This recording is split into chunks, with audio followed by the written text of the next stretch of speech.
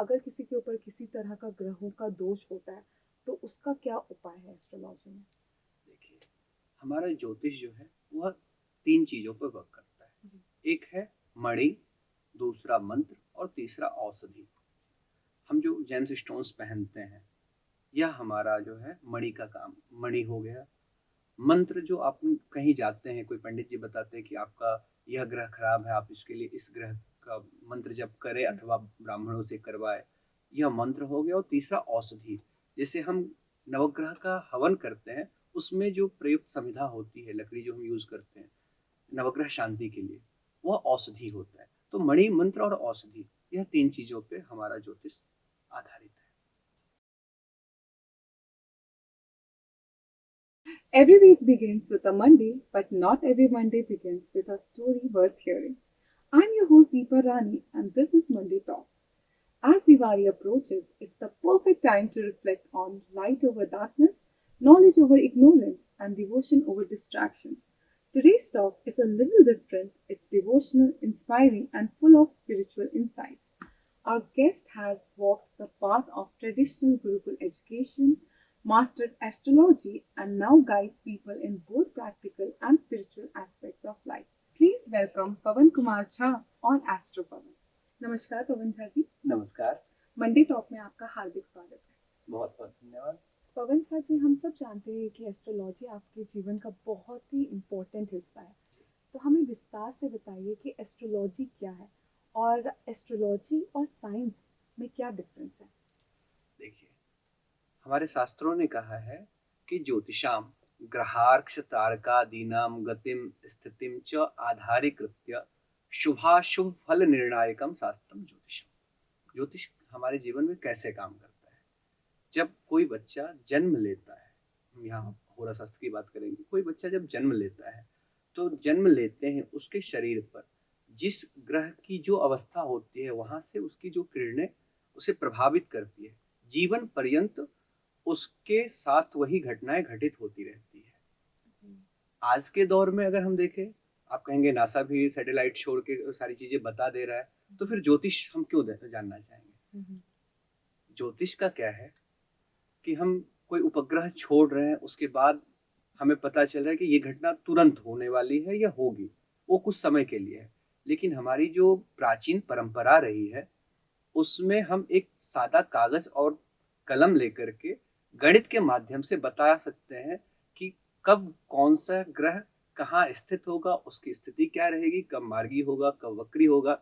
तो हम आज भी अगर ज्योतिषीय ज्ञान से देखें तो नासा इत्यादि से बहुत आगे हैं, जहां हमें एक भी रुपए के उपकरण की आवश्यकता नहीं होती है, और हम यहाँ बैठ करके पंचांग के माध्यम से हम यह बता सकते हैं कि आने वाले 100 साल बाद कौन सा ग्रह कहाँ रहने वाला है, और 100 साल पहले कौन सा ग्रह कहाँ रहा है, कब चंद्र ग्रहण होने वाला है, कब सूर्य ग्रहण रहने वाला है। यह सारी बातें जो है हमारा ज्योतिष हमें देता है। क्या बात है। मुझे लगता है कि ये पॉडकास्ट देखने के बाद जो हमारे यूथ है उन्हें काफ़ी लोगों को एस्ट्रोलॉजी की बहुत जानकारी नहीं होती है, तो मुझे लगता है कि आपकी बातें सुनने के बाद उन्हें काफ़ी जानकारी हो जाएगी। बिल्कुल होना चाहिए, और हम सबको इसमें बढ़ चढ़ कर हिस्सा लेना चाहिए। हमें जी ज्योतिष के बारे में जानना चाहिए। जी बिल्कुल। और पवन जी, जैसे कि हमें पता है कि आपने गुरुकुल से पढ़ाई की है, तो आप अपना अनुभव हमारे साथ शेयर कीजिए। देखिए, गुरुकुल सबसे पहले तो हमें हमारे जीवन में अनुशासन सिखाता है। इसको मैं एक श्लोक के साथ कोट करना पसंद करूंगा। कहा गया है, मातृवत परदारेषु परद्रव्येषु लोष्टवत आत्मवत सर्वभूतेषु यह पठति सह पंडित। पंडित अथवा पढ़ा लिखा विद्वान, एक जो एजुकेटेड पर्सन होता है, वह कैसा होना चाहिए? कहा गया है, मातृवत परदारेषु, जो पराई स्त्री को अपनी माता के समान माने, जो दूसरे के धन को एक मिट्टी के ढेले के समान माने, और अपने साथ साथ इस चराचर के समस्त प्राणियों को आत्मवत माने, वही पंडित है। यह परंपरा हमें गुरुकुल से प्राप्त होती है, जो आज के शिक्षा में संभव नहीं है। जी बिल्कुल। और सर, आप एस्ट्रोलॉजी के बारे में तो आपने काफ़ी कुछ बता दिया, और एस्ट्रोलॉजी आपके जीवन में क्या महत्व रखता है? आपका और एस्ट्रोलॉजी का क्या रिश्ता है, आप हमें अच्छे से समझाइए। देखिए, ज्योतिष में एक मिथ चलता है कि हमें भाग्यवादी बनाते हैं, लेकिन ऐसा नहीं है। ज्योतिष प्योर कर्मवादी ग्रह है, क्योंकि हम जो भी ज्योतिष के गणना के आधार पर निर्णय करते हैं, वह सब हमारे संचित कर्मों का ही तो फल होता है। तो सबसे पहले तो यह है कि यह एक कर्मवादी विद्या है, यह भाग्यवादी विद्या नहीं है। जो लोग कहते हैं कि अरे ज्योतिष वाले तो भाग्य पे निर्भर रहते, नहीं। हम अच्छा कर्म करने के लिए प्रेरित करते हैं, क्योंकि हमारे शास्त्रों ने 3 कर्म बताए हैं, संचित, प्रारब्ध और करिष्यमान। प्रारब्ध को हम नहीं मिटा सकते, लेकिन हमारा जो करिष्यमान कर्म है, जो प्रेजेंट टाइम में हम कर्म कर रहे होते हैं, उसके जरिए हम अपने आने वाले समय को बदल सकते हैं। इसमें 3 तरह के प्रारब्ध होते हैं, क्योंकि प्रारब्ध के बारे में भी शास्त्रों ने कहा है कि यह बदला नहीं जा सकता है। लेकिन कौन से प्रारब्ध? 3 प्रकार के प्रारब्ध हैं, एक दृढ़, एक अदृढ़ और एक दृढ़ादृढ़। जो जो दृढ़ है, हमने कोई बहुत बड़ा क्राइम कर दिया, किसी का रेप कर दिया, किसी का मर्डर कर दिया, उसकी सजा आज के आईपीसी के तहत क्या होनी चाहिए? फांसी होती है, उम्र कैद होती है। तो यह हमारा जो संचित कर्म है, यह दृढ़ में आ गया, तो इसका फल हमें भोगना ही होगा। इसका टालना बहुत ही मुश्किल है, ना के बराबर। हम इसको नहीं बदल सकते। लेकिन अदृढ़ कर्म, जो छोटी मोटी गलतियां हमसे आपसे चलते फिरते हो जाती है, हम उसको बदल सकते हैं, जो जिसमें ज्योतिष हमारा सहायक होता है। और एक होता है दृढ़ादृढ़, जो थोड़ी सी कठिन प्रयास से उसको बदला जा सकता है। तो इस प्रकार ज्योतिष हमारा साथ देता है। और पवन जी, जैसे कि आपने हमें समझाया कि जो भी व्यक्ति जन्म लेता है, मतलब जो टाइम में जन्म लेता है, जो दिन में जन्म लेता है, उसके ऊपर कुछ ग्रहों का कुछ दोष भी हो सकता है, काफ़ी लोगों के ऊपर होता भी है। तो अगर किसी के ऊपर किसी तरह का ग्रहों का दोष होता है, तो उसका क्या उपाय है एस्ट्रोलॉजी में? देखिए, हमारा ज्योतिष जो है वह 3 चीजों पर वर्क करता है। एक है मणि, दूसरा मंत्र और तीसरा औषधि। हम जो जेम्स स्टोन्स पहनते हैं, यह हमारा जो है मणि का काम, मणि हो गया। मंत्र, जो आप कहीं जाते हैं, कोई पंडित जी बताते हैं कि आपका यह ग्रह खराब है, आप इसके लिए इस ग्रह का मंत्र जप करें अथवा ब्राह्मणों से करवाए, यह मंत्र हो गया। और तीसरा औषधि, जैसे हम नवग्रह का हवन करते हैं, उसमें जो प्रयुक्त संविधा होती है, लकड़ी जो हम यूज करते हैं नवग्रह शांति के लिए, वह औषधि होता है। तो मणि, मंत्र और औषधि, यह 3 चीजों पे हमारा ज्योतिष आधारित है। बिल्कुल। और पवन जी, जैसे कि आजकल के यूथ ये सब चीज़ों को नॉर्मल, मतलब सुपरस्टिशंस बोलते हैं कि ऐसा कुछ भी नहीं होता है। तो आप आजकल के यूथ को क्या समझाना चाहेंगे कि एस्ट्रोलॉजी कितना ज़रूरी है हम सबके जीवन में? देखिए, एस्ट्रोलॉजी बहुत ही जरूरी है, लेकिन इसे समझने की आवश्यकता है। आज के दौर में हम अब जो ज्योतिष देख रहे हैं, ज्योतिष का यह प्रारूप नहीं है, क्योंकि ज्योतिष को वेद का नयन बताया गया है, आइज बताया गया है। तो वेद क्या करता है? वेद हमें उस परमात्मा से जोड़ने का काम करता है, लेकिन हम आप बहुत ही छोटे स्तर पर ज्योतिष को समझ करके रख दिए हैं। हमारे प्रश्न बहुत भौतिकवाद और बहुत छोटे छोटे से होते हैं, like a breakup, patchup type के क्वेश्चंस हमारे होते हैं। हम इससे दूर सोच ही नहीं पा रहे हैं। और जैसे कि काफ़ी सारे ऑनलाइन प्लेटफॉर्म्स आजकल आ गए हैं एस्ट्रोलॉजी से रिलेटेड। तो मुझे जानना है कि हम उस पर विश्वास हमें उस पर करना चाहिए, या किस हद तक वो ऐप्स हमें सही जानकारी देता है? देखिए, आपके इस बात पे तो मुझे हंसी आएगी। पहले मैंने अभी जस्ट कोट किया कि ज्योतिष का जो प्रारूप हम आप देख रहे हैं, यह ज्योतिष नहीं है, क्योंकि हमारे शास्त्रों ने ज्योतिषी के बहुत से लक्षण बताया। उस लक्षण में यह भी बताया गया है कि उसके पास न्याय का ज्ञान हो, देश काल परिस्थिति का ज्ञान हो, वेद मंत्रों का अच्छा ज्ञान हो।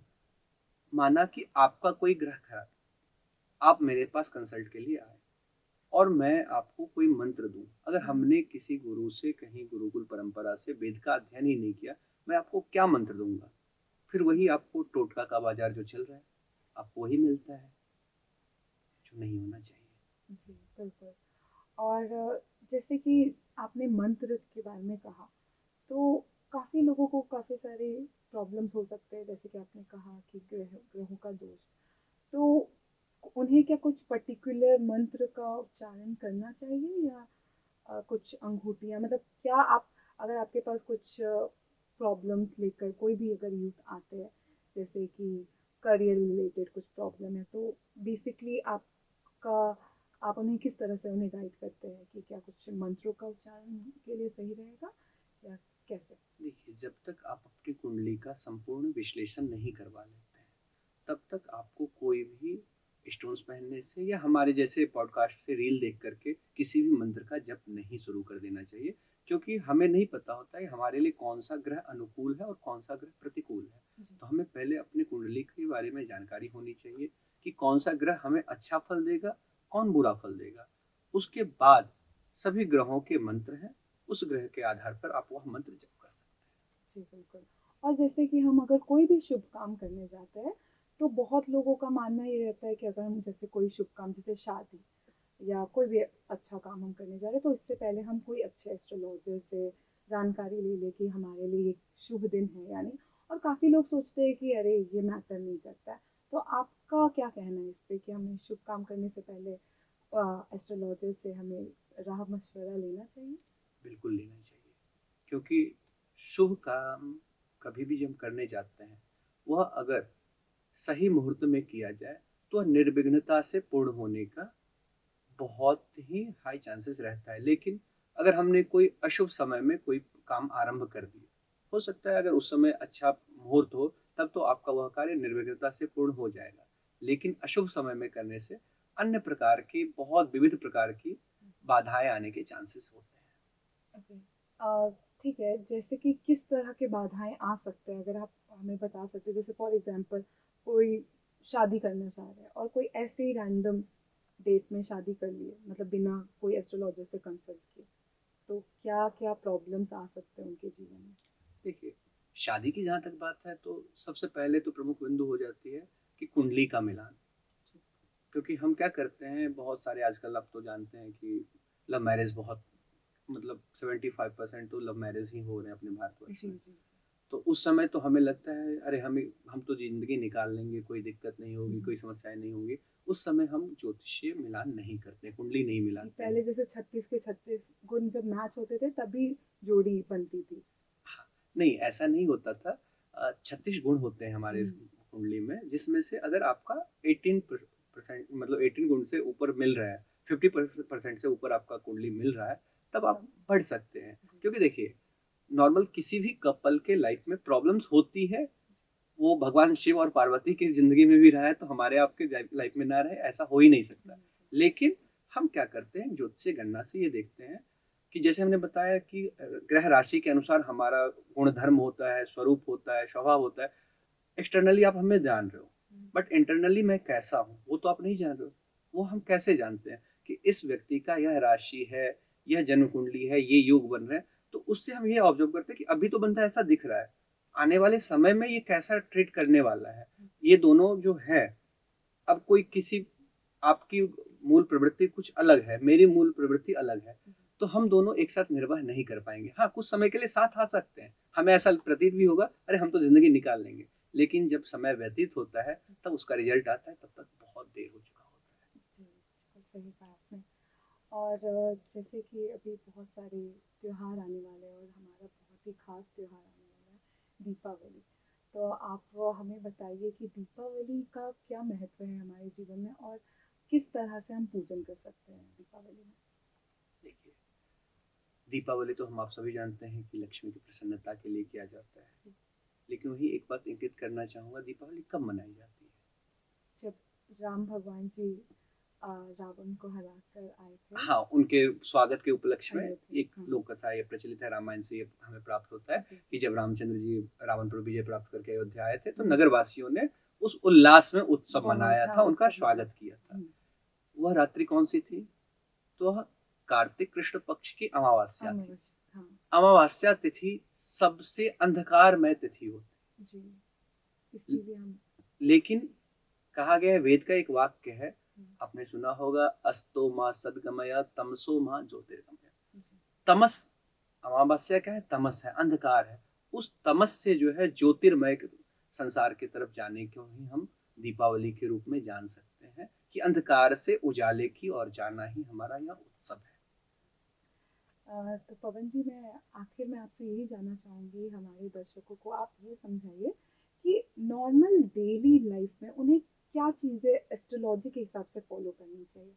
जैसे बहुत सारी चीज़ें होती हैं ना कि हम सुबह उठ के जैसे सूर्य को जल देते हैं, या सुबह उठ के हम अपने दोनों हाथों को देखते हैं, और भी बहुत सारी बेसिक चीज़ें होती है। जी तो कुछ आप उन्हें बता सकते हैं कि कुछ एक बेसिक चीज़ें तो जो हर इंसान को फॉलो करनी चाहिए अपनी लाइफ में। जी, हमारे शास्त्रों ने षडकर्म बताए हैं, तो जो सामान्य है हम बहुत ज़्यादा फॉलो नहीं कर सकते, लेकिन जैसे हमारा नेत्र खुलता है, तो नेत्र खुलते ही हमने हाथों का दर्शन किया, और हाथों का दर्शन करते ही क्या बोला कि कराग्रे वसते लक्ष्मी, कर मध्य सरस्वती, कर मूले स्थितो ब्रह्मा, प्रभाते कर दर्शनम।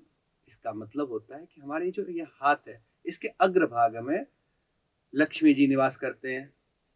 कर मध्य सरस्वती, हमारे कर के मध्य भाग में माता सरस्वती का निवास होता है, और कर के जो पृष्ठ भाग, नीचे के जो भाग होता है, दो भाग होते हैं, उसमें ब्रह्मा जी का निवास होता है। अगर इनका हम दर्शन करते हैं तो हमारा दिन शुभ होता है, ऐसे हम दिन की शुरुआत कर सकते हैं। ऐसे ही हमारी जो सनातन परंपरा रही है, हम कृतज्ञता व्याप्त करते हैं। अगर किसी ने हमारे ऊपर कोई वो किया, उपकार किया है, तो हम अपने कृतज्ञता व्याप्त करते हैं, बताते हैं, उनको जताते हैं कि हाँ आपने हमारा किया, क्योंकि हम उपकार को भूलते नहीं, हमारी वह परंपरा नहीं है। हम आप जो रहे हैं वो प्राकृतिक पूजन रहे हैं, प्रकृति का पूजन हमने सब दिन से किया है। तो जैसे हम पहला पैर धरती पर रखते हैं, तो माता धरती से क्षमा मांगते हैं कि हे माँ, हमारे पास दूसरा कोई रास्ता नहीं है आपके शरीर पर पैर रखने के अलावा, क्योंकि हम धरती हमारी माता है।